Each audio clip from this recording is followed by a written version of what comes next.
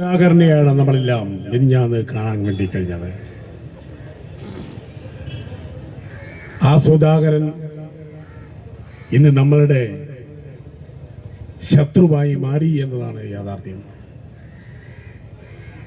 ഒരു മിനിറ്റ് കൊണ്ടാണ് നമ്മളെല്ലാം നെഞ്ചിൽ സൂക്ഷിക്കുകയും സ്നേഹിക്കുകയും ബഹുമാനിക്കുകയും ചെയ്യുന്ന ജി സുധാകരൻ ഈ തൊഴിലാളി വർഗ പ്രസ്ഥാനത്തിന്റെ കുലംകുത്തിയായി വർഗവഞ്ചനായി മാറിയത് നമ്മളെല്ലാം കാണുകയുണ്ടായി. ഒരു നിമിഷം കൊണ്ടേ നമ്മൾ തിരിച്ച് ഒരു നിമിഷം കൊണ്ടാണെന്നാണ് അല്ല,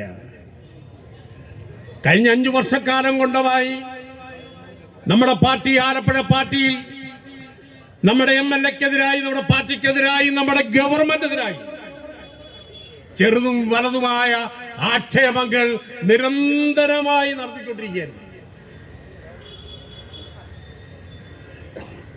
നിരന്തരം. അന്ന് നമ്മൾ പറഞ്ഞത് ശരിയായി എന്നിപ്പോ തോന്നുന്നു. കമ്മ്യൂണിസ്റ്റ് പാർട്ടിക്കകത്ത് സ്വതന്ത്ര സ്ഥാനാർത്ഥിയായി ഞാൻ മത്സരിക്കുന്നു എന്നാണ് ജി സുധാകരൻ പത്രസമ്മേളനത്തിൽ പറഞ്ഞത്. കമ്മ്യൂണിസ്റ്റ് പാർട്ടിക്ക്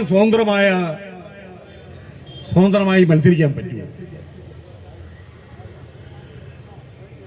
പാർട്ടിയുടെ ഡയലക്റ്റിക്കൽ മെറ്റീരിയലിസം മാധ്യമങ്ങളെ പഠിപ്പിച്ചും നമ്മളെ പഠിപ്പിച്ചും ഇന്ന് ജി സുധാകരൻ പറയുകയാണ്, ഞാൻ കമ്മ്യൂണിസ്റ്റാണ്, യഥാർത്ഥ കമ്മ്യൂണിസ്റ്റാണ്,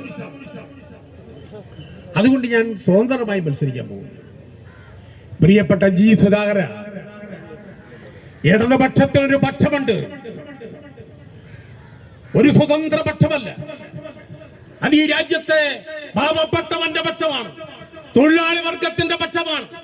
അതല്ലാതെ ഒരു വലതുപക്ഷത്തിന്റെയും പക്ഷമല്ല കമ്മ്യൂണിസ്റ്റ് പാർട്ടി എന്ന് മനസ്സിലാക്കാൻ കേവല ജ്ഞാനം മതി. അതിന് വലിയ ബൗദ്ധിക തലത്തിൽ പോയി ചിന്തിക്കേണ്ട കാര്യമൊന്നുമില്ല. ഒരിക്കലും ഒരു കമ്മ്യൂണിസ്റ്റുകാരൻ സ്വതന്ത്രമായി ചിന്തിക്കാൻ കഴിയില്ല, മത്സരിക്കാനും കഴിയില്ല. കമ്മ്യൂണിസ്റ്റ് പാർട്ടിക്ക് ഒരു പക്ഷമുണ്ട്, അത് ഇടതുപക്ഷമാണ്, തൊഴിലാളി വർഗത്തിന്റെ പക്ഷമാണ്, ഇവിടുത്തെ പീഡനവും യാതനയും അനുഭവിക്കുന്നതിന്റെ പക്ഷമാണ്. ജി സുധാകരൻ പറഞ്ഞ സ്വതന്ത്രനായി മത്സരിക്കുക എന്താ ഇവിടെ പറഞ്ഞു. ഞാൻ എന്റെ വിശദാംശങ്ങളിലേക്ക് പോകുന്നില്ല. കുട്ടനാട്ടിൽ മത്സരിച്ച് തോറ്റ്, അമ്പലപ്പുഴയെ മത്സരിച്ച് തോറ്റ്, കായംകുളത്ത് മത്സരിച്ചു, 1 വട്ടം ജയിച്ചു, വീണ്ടും തോറ്റ്.